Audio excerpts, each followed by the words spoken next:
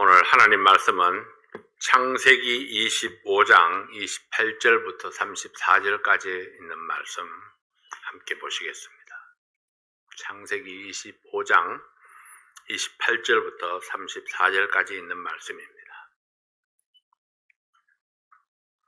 이삭은 에서의 사냥한 고기를 좋아하므로 그를 사랑하고 리브가는 야곱을 사랑하였더라. 야곱이 죽을 쑤었더니 에서가 들에서부터 돌아와서 심히 곤비하여 야곱에게 이르되 내가 곤비하니 그 붉은 것을 나로 먹게 하라 한지라. 그러므로 에서의 별명은 에돔이더라. 야곱이 가로되 형의 장자의 명분을 오늘날 내게 팔라. 에서가 가로되 내가 죽게 되었으니 이 장자의 명분이 내게 무엇이 유익하리요. 야곱이 가로되 오늘 내게 맹세하라. 에서가 맹세하고 장자의 명분을 야곱에게 판지라. 야곱이 떡과 팥죽을 에서에게 주매 에서가 먹으며 마시고 일어나서 갔으니 에서가 장자의 명분을 경홀히 여김이었더라. 아멘. 기도합니다. 아버지 하나님 감사합니다. 오늘 이 야곱과 에서를 통해서 또 이 장자의 명분을 통해서 하나님께서 우리에게 주시는 교훈을 듣고자 합니다. 아버지 하나님, 말씀 속에 진리를 발견하게 하시고 하나님께서 우리를 향한 뜻을 알 수 있도록 도와주십시오. 예수님 이름으로 간절히 기도하옵나이다. 아멘. 아브라함의 아들 이삭이 40세에 결혼을 했습니다. 그러나 20년이 지나도록 아들을 갖지를 못했습니다. 그래서 하나님 앞에 간절히 기도했는데 하나님께서 쌍둥이를 허락해 주셨습니다. 리브가가 쌍둥이를 잉태하게 되었습니다. 이 쌍둥이들은 어머니 태 속에서부터 서로 싸우기 시작했습니다. 하나님께서 예언하시기를 두 국민이 내 태중에 있다. 이 쌍둥이들이 바로 에서와 야곱입니다. 큰아들이 에서이고 둘째가 야곱입니다. 쌍둥이가 태어났을 때 이삭이 60세였습니다. 에서는 사냥을 좋아했고 야곱은 집안일을 좋아했습니다. 어느 날 에서가 사냥하고 돌아왔는데 야곱이 팥죽을 끓이고 있었습니다. 에서는 팥죽 한 그릇에 장자의 명분을 팔기로 맹세했습니다. 오늘은 이 팥죽 한 그릇과 바꾼 장자의 명분에 대해서 성경적인 의미를 살펴보고 또 교훈을 받고자 합니다. 첫 번째로 이 장자의 명분, 이 장자의 명분이 무엇인가요? 장자의 명분은 장자의 권리라고 할 수 있습니다. 이것은 맏아들로 태어나면서 자연적으로 얻게 되는 권리입니다. 우리나라에도 큰아들에게는 특별한 권리가 주어졌던 때가 있었습니다. 장자는 부모에 대한 책임감을 더 많이 가지기도 했습니다. 부모들도 장자에 대한 기대가 컸습니다. 그리고 재산을 물려줄 때에도 장자에게는 더 많은 재산이 주어졌습니다. 물론 지금은 아들, 딸 모두가 공평한 권리를 가질 수 있도록 법으로 정해졌습니다. 이스라엘 백성에게도 장자는 여러 가지 특권을 가졌었습니다. 장자는 가족들의 대표자가 되었습니다. 이 장자를 통해서 혈통이 이어졌습니다. 장자는 아버지 재산을 상속할 때에도 다른 아들보다 두 몫을 받았습니다. 신명기 21장 17절에서는 비록 미움을 받는 어미의 아들이라도 그가 장자이면 자기의 소유에서 두 몫을 주어야 한다. 그렇게 말씀하고 있습니다. 신명기 21장 17절 말씀을 봅니다. 반드시 그 미움을 받는 자의 아들을 장자로 인정하여 자기의 소유에서 그에게는 두 몫을 줄 것이니 그는 자기의 기력의 시작이라 장자의 권리가 그에게 있음이니라. 자, 누구의 미움을 받는 것입니까?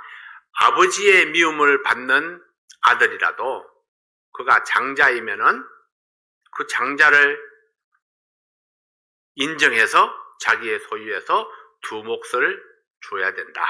이것이 장자가 갖는 권리입니다. 태어날 때부터 특별한 권리가 주어졌습니다. 비록 미움을 받는 자의 아들이라도. 그가 장자이면은 두 몫의 재산을 받을 수 있는 권리가 있습니다. 장자에게는 재산 상속에 대한 특권만 있는 것이 아닙니다. 장자는 아버지의 뒤를 이어서 그 가정의 제사장 역할을 감당했습니다. 하나님께 드려지는 제사에서 제사장직을 감당했다는 것은 하나님 앞에서 가정의 대표로 섰다는 것을 의미합니다.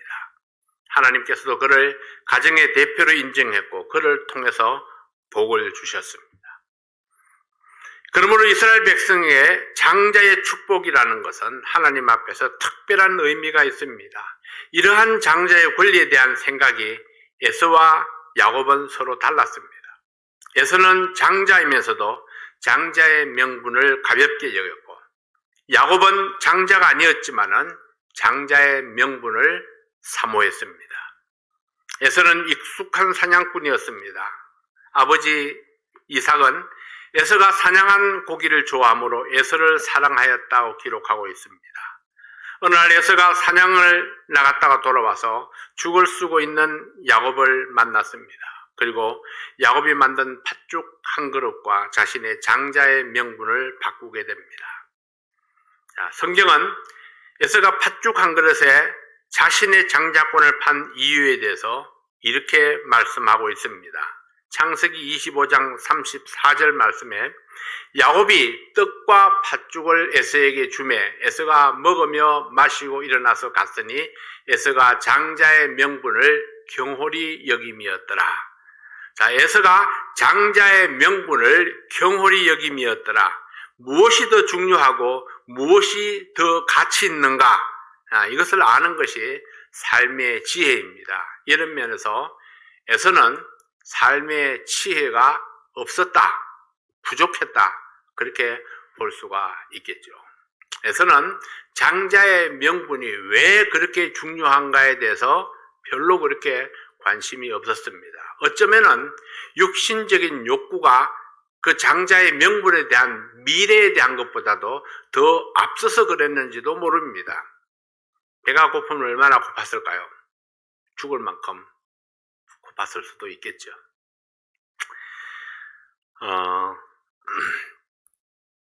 팥죽 한 그릇에 장자의 명분을 팔았다. 두 번째는 우리가 지혜로운 선택이 필요합니다.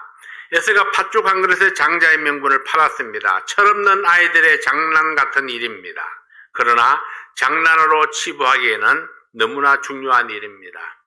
에서가 혼자 나가서 사냥을 할 정도로 컸습니다. 야곱이 가나안에서 하란 지방까지 혼자 여행할 수 있는 나이라면 결코 어리다고 할 수 없습니다. 이것은 육체적으로 어렵기 때문에 실수했다 이렇게 보기는 어렵다는 것입니다. 이것은 두 사람의 가치관의 문제입니다. 에서가 경홀히 여겼다 이것을 직역하면은 멸시하였다, 무가치하게 여겼다 이런 뜻입니다. 장자의 명분을 가치 없게 여겼다. 에서는 장자의 권리가 별로 가치가 없다고 생각했습니다. 물론 지금은 장자의 권리를 가지고 에서가 할 수 있는 것이 아무것도 없었습니다. 배고픔을 해결할 수 있는 것도 아니었고 사냥을 더 잘할 수 있는 것도 아니었습니다. 차라리 팥죽 한 그릇이라도 배불리 먹는 것이 더 가치가 있다고 생각했을 수도 있겠죠. 어떤 것은 가치 있는 것이 되려면은 시간이 좀 필요합니다. 어쩌면 에서에게 있어서 이 장자의 명분도 시간이 좀 더 필요했을 것입니다. 지금은 아무것도 아닌 것이 시간이 지나면은 큰 가치를 나타내는 것들이 있습니다. 모든 과일은 익어야 가치가 있습니다. 인삼은 5년을 지나서 6년이 되어야 가치를 나타낸다고 하죠. 어떤 것들은 때가 되어야 그 가치를 알 수 있습니다. 과일이 익는 것은 하나님이 주신 시간이 지나야 합니다. 비바람을 맞고 강렬한 햇빛도 견디고 온갖 벌레의 공격도 막아냈을 때에 드디어 맛있는 과일의 모습을 가질 수 있습니다. 인삼은 어떠한가요? 그늘진 곳에서 뜨거운 여름도 지나가고 차가운 겨울을 몇 번이나 지나가고 6년 이상 긴 세월을 견딘 후에 드디어 가치를 인정받는 인삼이 되는 것입니다. 부모들은 자기 자녀들을 위해서 많은 것을 희생합니다. 유치원부터 초등학교, 중학교, 고등학교, 대학교 교육까지 부모가 할 수 있는 최선을 다해서 후원을 합니다. 잘하지 못하고 말썽을 부려도 미래의 모습을 생각하면서 후원을 아끼지 아니합니다. 이것이 가장 가치 있는 것이라고 믿기 때문입니다. 내 인생에서 자녀의 교육은 정말 가치 있는 것이다. 그렇게 믿기 때문에 자녀의 교육에 많은 것을 쏟아붓습니다. 에서는 장자권의 가치를 알지 못했고 그래서 무시했습니다. 야곱은 장자권의 가치를 알았고 사모했습니다. 에서는 버렸고 야곱은 취했습니다. 하나님께서는 이들이 어머니 뱃속에 있을 때 큰 자가 어린 자를 섬기리라 했습니다. 그들이 태어나기도 전에 에서의 어리석음을 보았고 야곱의 지혜를 보았습니다. 그러나 여러분 오해하지 마십시오. 하나님께서 이렇게 말씀하셨기 때문에 에서가 어리석은 선택을 했다는 것이 아닙니다. 다만 에서의 어리석음이나 야곱의 믿음을 하나님께서 미리 아셨다는 것입니다. 그러나 선택은 각자의 몫입니다. 왜냐하면 사람은 자라면서 바뀌니까요. 어릴 때에 꿈꾸었던 그 목표들이 수없이 바뀝니다. 그리고 어릴 때는 정말 내가 무엇을 잘하는지 무엇을 좋아하는지 잘 알지 못합니다. 그러나 자라가면서 때로는 이것도 되었다가 때로는 저것도 되었다가 수없이 바뀌다가 드디어 내가 정말 하고 싶은 목표를 정할 때가 있습니다. 선택이죠. 내가 무엇이 될 것인가 선택하는 것입니다. 그리고 그것을 향해서 더 매진하게 됩니다. 그래서 대학에 가서 그것을 전공하게 되고 전공하고 나서도 또 그 분야에 계속해서 노하우를 쌓아가게 되는 것입니다.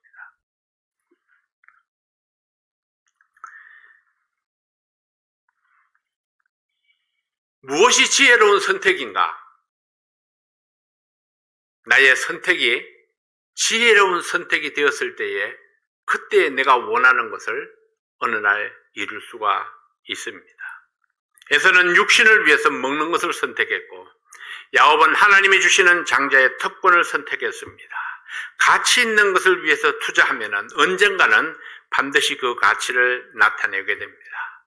결국 야곱이 훗날 이스라엘 12지파의 아비가 되어서 아브라함의 믿음을 이어갔습니다.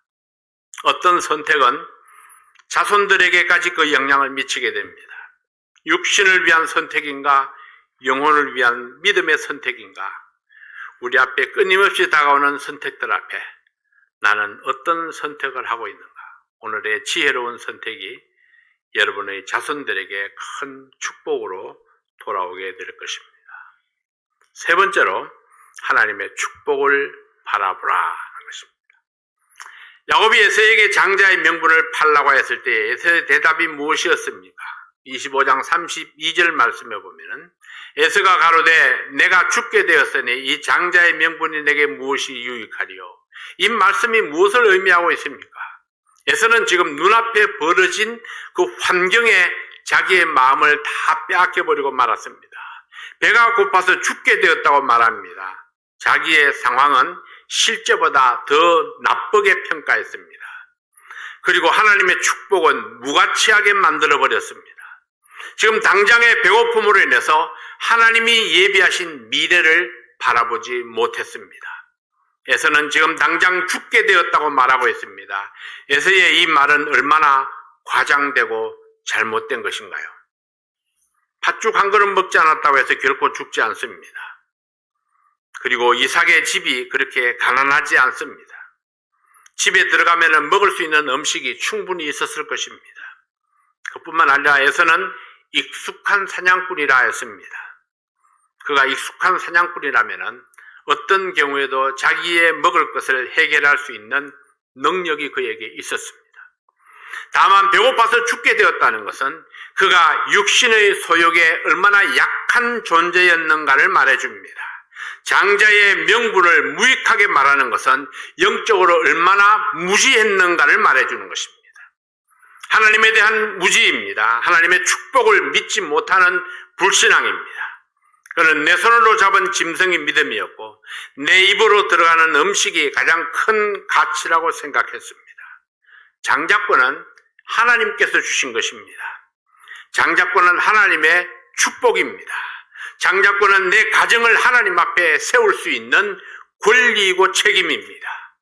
이 가정의 장자는 에서였습니다. 그러나 하나님은 장자인 에서가 둘째 아들인 야곱을 섬기게 될 것이라고 말씀했습니다. 중요한 사실은 이 장자권은 사고 팔 수 있는 물건이 아니라는 것입니다. 하나님의 축복과 권리를 팥죽으로 살 수 있는 것이 아닙니다. 팥죽 한 그릇에 장자의 명분을 사려고 하는 야곱도, 장자의 명분을 사려고 하는 야곱도 육신적인 모습입니다. 장자의 명분을 팔아버린 에서도 육신적인 모습입니다. 이들은 모두 하나님께서 주신 장자의 명분을 육신적으로 이용하려고 했습니다. 그래서 두 사람 모두 믿음에서 실패할 수밖에 없었습니다.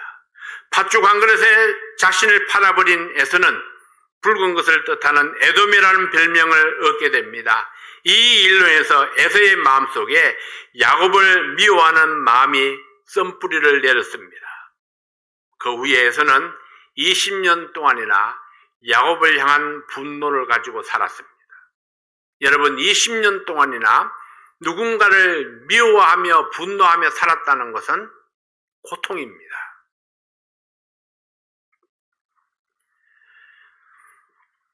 그리고 에돔 족속들은 두고두고 이스라엘 백성들을 괴롭히는 적으로 나타나게 됩니다.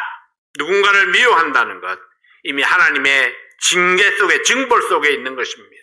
누군가를 원망하며 산다는 것은 그 마음에 평강이 없고 행복이 없습니다. 영적인 축복을 무시하고 육신적인 필요를 구한 에서는 우리의 옛 성품을 상징하고 있습니다. 그럼에도 불구하고 하나님은 에서의 후손들에게 에돔 땅을 기업으로 주셨습니다. 하나님은 그들에게 은혜를 베풀었다, 이런 이야기죠. 그러나 에서는 하나님을 경배한 흔적은 찾아볼 수가 없습니다. 에서가 하나님과 좋은 관계를 가졌다는 표현은 성경 어디에도 나타나지 아니합니다. 자신을 믿고 의지하며 화를 의지하고 살아갔던 에서는 항상 전쟁 중에 있습니다. 싸움이 있는 곳에 평화는 없습니다. 미움과 원망이 있는 곳에 행복이 없습니다. 그럼 야곱은 어땠을까요? 하나님의 축복을 팥죽으로 살해했던 야곱도 결코 행복할 수 없었습니다. 야곱도 20년 동안이나 고난의 세월을 보냅니다. 그토록 사랑했던 어머니를 임종도 보지 못하고 보내버립니다. 참으로 다행인 것은 야곱이 고난을 통해서 하나님을 배웠다는 점입니다. 고난과 역경은 야곱에게서 육신적인 모습을 하나씩 꺾어주었습니다. 하나님 앞에 무릎을 꿇을 때까지 고난을 겪으며 다듬어져 갔습니다. 이것이 우리에게 주는 교훈입니다. 비록 육신적인 생각과 욕심 때문에 믿음에 실패했다 할지라도 고난을 통해서 순종을 배우면 하나님의 은혜를 경험할 수 있다 하는 것입니다. 장자권을 둘러싸고 일어나는 야곱과 에서의 거래 속에서 우리는 몇 가지 교훈을 생각해 봅니다. 첫 번째로, 하나님의 축복은 매매될 수 있는 것이 아닙니다. 하나님의 축복은 이 세상의 물질로 가치를 측정할 수가 없습니다. 에서처럼 팔 수 있는 것이 아니고 야곱처럼 살 수 있는 것이 아닙니다. 하나님의 축복은 돈으로 살 수 없습니다. 사도행전 8장 18절부터 20절에 있는 말씀을 보면은 시몬이 사도들의 안수함으로 성령 받는 것을 보고 돈을 들여 가로되 이 권능을 내게도 주어 누구든지 내가 안수하는 사람은 성령을 받게 하여 주소서 하니 베드로가 가로되 내가 하나님의 선물을 돈 주고 살 줄로 생각하였으니 내 은과 내가 함께 망할지어다. 시몬이 하나님의 능력을 돈을 주고 사려고 했다가 엄중한 경고를 받았습니다. 하나님의 축복은 어떤 대가를 지불해도 하나님의 뜻이 아니면 가질 수가 없습니다. 하나님의 축복은 하나님께서 직접 나에게 주셔야 합니다. 그러므로 하나님의 축복을 받으면 내가 하나님의 마음에 합한 자가 되어야 합니다. 야곱의 시작은 육신적인 모습이었습니다. 팥죽 한 그릇으로 장자의 명분을 사려고 했기 때문에 고난의 여정을 걷게 됩니다. 그러나 야곱은 고난과 함께 하나님의 뜻을 깨닫게 되면서 점점 하나님의 마음에 합한 자가 되어갔습니다. 우리의 삶 속에 고난과 역경이 있을지라도 그것을 통해서 하나님의 마음을 알고 하나님을 기쁘시게 하기 위해서 나를 쳐서 복종시킬 수 있어야 합니다. 우리의 육신은 순종보다는 반항에 더 익숙합니다. 그래서 주님께서는 우리의 삶이 고난을 통해서 훈련되기를 원하셨습니다. 야곱은 고난과 훈련을 통해서 육신의 모습을 벗고 영적으로 승리한 모델로 소개되어지고 있습니다. 반대로 에서는 육신적인 사람의 모델로 소개되고 있습니다. 우리는 어떤 모습으로 후세에 전해질까요? 우리는 어떤 모델을 쫓아가야 할까요? 여러분은 여러분의 후손들에게 어떤 모델로 전해지기를 원하십니까? 부끄러운 모습으로 기억되지 않도록 오늘의 삶을 다듬어 가시는 여러분들이 되시기를 바랍니다. 다듬어 간다는 걸 아시죠, 여러분? 모난 부분을 깎아내고 까칠까칠한 부분이 있으면은 좀 빼빠로 이렇게 밀어가지고 반질반질하게 만들고 원하는 모양을 이렇게 만들어가는 것입니다. 우리의 삶도 그렇게 다듬어 갈 수 있어야 할 것입니다. 두 번째로 내가 받은 특권을 활용해야 합니다. 장자의 명분 중에서 가장 중요한 것이 무엇일까요? 그것은 가정의 제사장 역할입니다. 베드로는 구원받은 백성들에게 왕같은 제사장이라고 말씀을 했습니다. 베드로전서 2장 9절 말씀에 보면은 오직 너희는 택하신 족속이요 왕같은 제사장들이요 거룩한 나라요 그의 소유된 백성이니 이는 너희를 어두운 데서 불러내어 그의 기이한 빛에 들어가게 하신 자의 아름다운 덕을 선전하게 하려 하심이라. 택하신 족속, 왕같은 제사장, 소유된 백성, 이것이 우리에게 붙여진 대명사입니다. 우리를 왕같은 제사장으로 삼아주신 이유가 무엇입니까? 하나님께 소유된 백성으로서 우리를 구원하신 예수 그리스도의 아름다운 덕을 선전하게 하기 위함이라 그렇게 말씀을 했습니다. 우리에게 주어진 특권들을 사용하여 제사장의 직무를 다해야 합니다. 다른 사람은 다 무심하게 지낼지라도 나는 하나님 앞에 나아가서 용서를 구하고 축복을 갈구하는 믿음의 사람이 되어야 합니다. 다른 사람은 다 아니할지라도 나는 다른 사람들을 위해서 중보 기도를 아끼지 않는 사람이 되어야 합니다. 이것이 바로 제사장의 역할입니다. 제사장 역할이라는 것은 화합의 기능이 있습니다. 하나님의 말씀을 가르침으로 화합과 평화를 이끌어내는 것입니다. 하나님의 말씀을 가르치는 목적은 정죄가 아니고 용서하고 화목을 이루는 것입니다. 그래서 가족들을 대표해서 하나님께 용서를 구합니다. 그리고 하나님께서 주신 용서의 은총을 가족들에게 전함으로 감사를 이끌어내고 화목을 이끌어가는 것입니다. 또 하나의 특권은 하나님의 축복을 전달하는 것입니다. 하나님의 이름으로 축복하는 특권입니다. 그래서 주님께서는 내가 어느 집에 가든지 그 집을 위해서 축복하라고 말씀을 했습니다. 만약에 그 집이 복을 받을 그런 자격이 없으면은 내가 빈 그 축복이 나에게로 돌아올 것이라 했습니다. 그러므로 우리는 어디에 가든지 누구를 만나든지 축복하는 사람이 되어야 합니다. 주님 안에 있는 놀라운 축복들을 바라보지 못하고 그것의 가치를 알지 못하면은 우리는 어리석은 삶을 살게 됩니다. 하나님께 받은 축복은 믿음과 함께 역사합니다. 다시 말하면 믿음이 없이는 내가 받은 특권이 아무런 능력을 나타내지 못한다는 것입니다. 눈앞에 있는 팥죽 때문에 영원히 가치 있는 것을 버리고 싶지는 않는지요? 버리고 살지는 않는가요? 하나님이 약속하신 것을 믿지 못하고 내 눈에 좋은 것을 따라가는 어리석은 선택은 없었나요? 은혜의 원리가 아니라 율법적인 자세로 살아가고 있지는 않는가? 하나님께서는 우리에게 주신 특권은 주님의 이름으로 축복하며 사는 것입니다. 하나님의 은혜를 베풀면서 사는 것입니다. 이것이 우리가 받은 특권이고 가치입니다. 하나님께서는 망령된 에서의 행동을 기록함으로써 우리에게 교훈을 주고 있습니다. 에서와 같은 실수를 다시는 범하지 말라 하십니다. 하나님이 맡겨주신 특권을 지속적으로 사용하라 하십니다. 축복의 특권, 이 특권을 사용해야 됩니다. 그래서 하나님의 축복을 사모하는 믿음으로 살아갈 뿐만 아니라 우리가 끊임없이 누군가를 축복하며 살아가는 그런 우리 성도들이 되시기를 바랍니다. 세 번째로는 기다리는 훈련을 감당해야 합니다. 인생은 기다림의 연속입니다. 기다리지 않고 얻을 수 있는 것이 없습니다.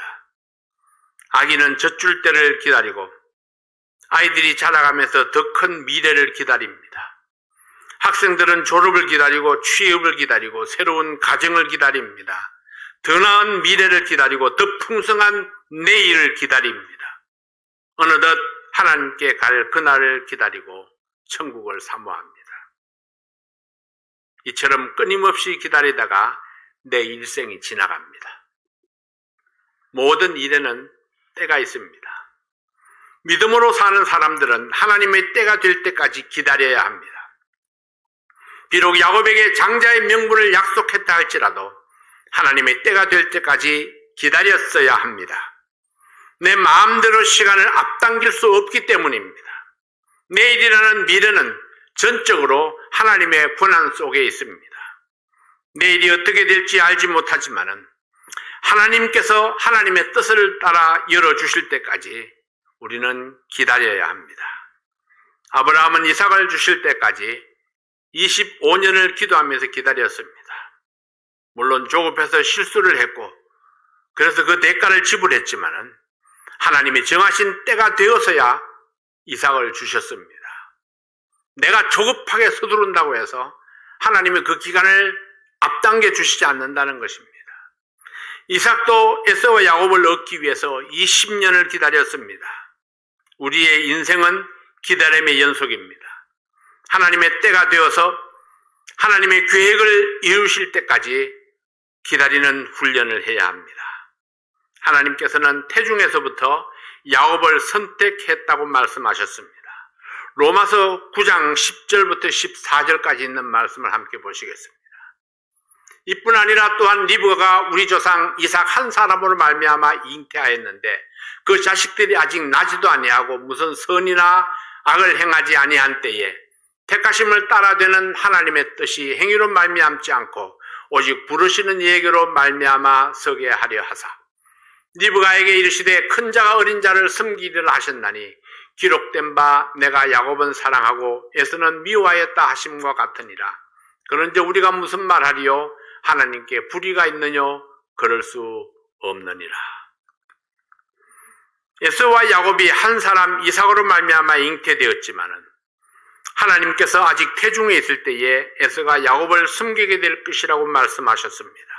아직 태어나지도 아니했고 무슨 선이나 악을 행하지도 않았지만은 하나님은 아셨습니다. 하나님의 뜻은 행위로 말미암지 않는다 했습니다. 하나님의 뜻은 부르시는 이로 말미암아 서게 하시려고 리브가에게 예고하셨습니다. 큰 자가 어린 자를 섬기리라. 야곱은 사랑하고 에서는 미워하였다. 이 말씀은 마치 하나님께서 불평등하게 하신 것처럼 들리는 말씀입니다. 그러나 그 다음 말씀을 보면은 하나님께 불의가 있느뇨? 그럴 수 없느니라 하셨습니다. 불의가 없는 하나님이 야곱과 에서를 차별했겠느냐? 이것은 아니라는 말씀입니다. 그래서 우리가 이 말씀을 잘 이해해야 합니다. 큰 자가 어린 자를 섬기게 될 것을 아셨습니다. 하나님께서 미리 아시는 것을 말씀하시는 겁니다. 에서가 하나님 앞에 불순종할 것을 아셨습니다. 야곱이 하나님께 사랑받고 쓰임받게 될 것을 아셨습니다. 그리고 미리 말씀해 주신 것은, 미리 말씀해 주신 이유가 뭘까요? 이들이 태어나면은 낳아서 기르는 부모에게 공이 넘어간 겁니다. 이제 이삭과 리브가가 두 아들을 어떻게 기르고 믿음을 심어주느냐에 달려 있습니다.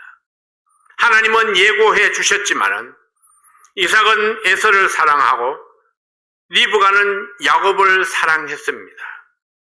두 사람이 두 아들을 믿음과 사랑으로 양육하지 못했습니다. 두 아들이 화목하게 만들지를 못했습니다. 부모가 갈라졌습니다. 그러니 아들도 갈라지죠. 에서는 사냥을 좋아했다 했습니다.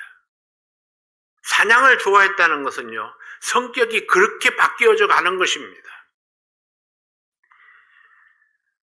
서로 두 아들이 반목하게 되었고, 에서는 부모의 사랑을 잃어버렸고, 야곱은 20년 동안이나 부모와 떨어져서 살아야 했습니다. 어찌 이것이 하나님의 불의인가?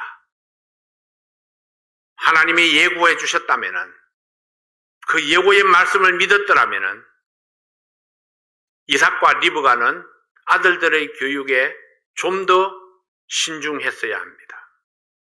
이 아들들을 믿음으로 양육하는 데에 최선을 다해야 했을 것입니다. 그러나 그들은 그렇게 하지를 못했습니다. 떨어져 있는 동안 에서는 더 육신적인 사람이 되었고, 야곱은 믿음의 훈련을 잘 감당했습니다. 바울은 모세의 말을 인용해서 하나님의 정당성을 주장했습니다.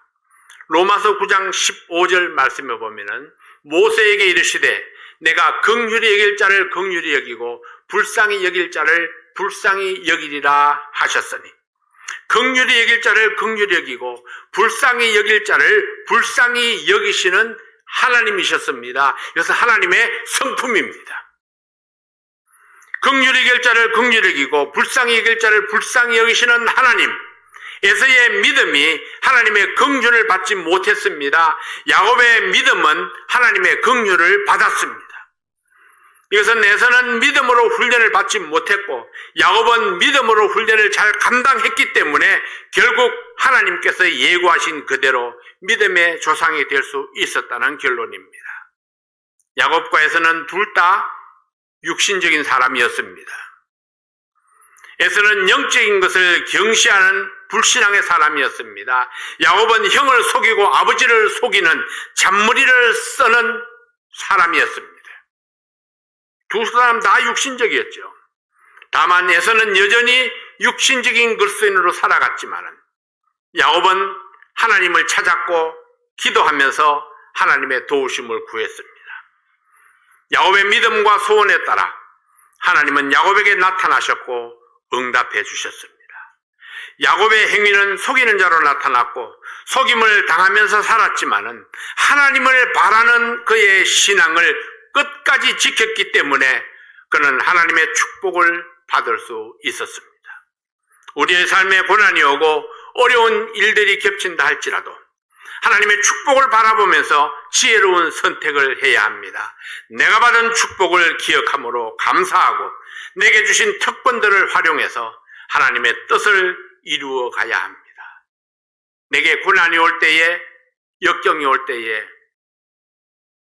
하나님을 찾을 수 있는 자가 그 고난과 역경을 이겨낼 수 있습니다. 그리고 마지막에는 하나님의 축복에 다다를 수 있을 것입니다. 나의 삶 속에서 무엇이 가장 중요한가를 알아야 합니다. 중요한 것을 가치 있게 다루는 지혜를 위해서 기도해야 합니다. 정말 가치 있는 것, 가장 가치 있는 것, 그것은 바로 하나님을 향한 믿음입니다. 하나님을 바라는 믿음. 주님을 앙망하라 했는데 바로 주님을 그 앙망하는 그런 믿음, 그것이 우리의 삶 속에 가장 가치 있는 것입니다. 하나님께서 가치 있다는 말씀하시는 것을 선택하는 용기를 가지는 그런 여러분들이 되시기를 바랍니다. 기도하겠습니다.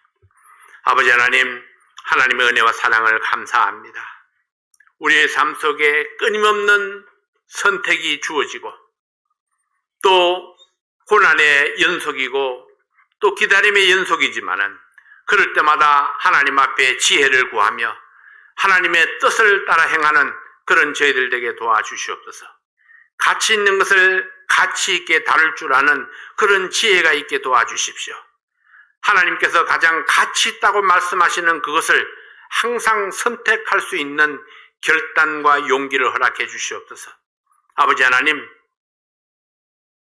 우리의 삶 속에서 끊임없이 하나님을 바라보며 하나님께 감사하며 하나님의 뜻을 이루어가는 그런 믿음과 용기가 있게 도와주십시오. 예수님 이름으로 간절히 기도하옵나이다. 아멘.